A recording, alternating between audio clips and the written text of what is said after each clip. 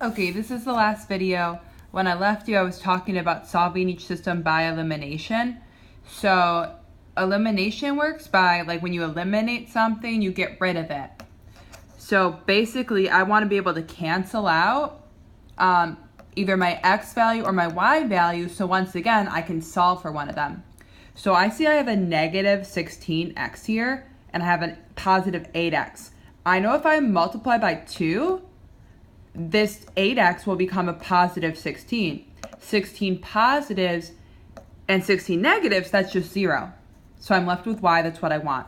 But if I multiply the 2 times the 8x, I have to multiply every term by the 2. So once I did that, I got 16x minus 12y equals negative 40.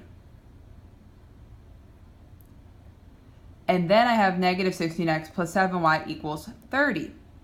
These got me 0.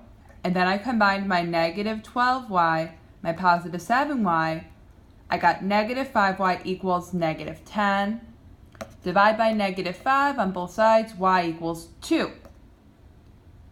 Once I found my y value, I used this equation, and wherever I saw a y, I put a 2. So I got 8x minus 6 times 2 equals negative 20.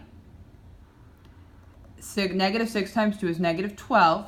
8x minus 12 equals negative 20. I added 12 to both sides. 8x equals negative 8. Divide by positive 8, x equals negative 1. So my solution, which again, when we're solving a system of equation, your solution is the point at which your two linear functions cross. My solution would be negative 1 comma 2. Okay, now let's look at this one. For this one, what could I eliminate? And there's not one right answer, but I think for me the easiest thing to do would be to multiply this equation by 6, because then I'll have 6 negatives to make 0 with my 6 positives. So then I get, I'm just going to rewrite this one again. I get negative 6x minus 36y equals 24. This is 0. This is negative 6, 7, 8, 48.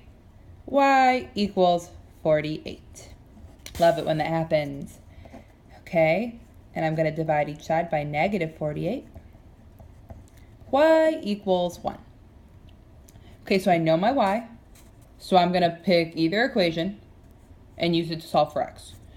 So I'm going to use, I'll just use the one on bottom. So it's negative x minus 6 times 1 equals 4. So negative x minus 6 equals 4. Add 6 to both sides.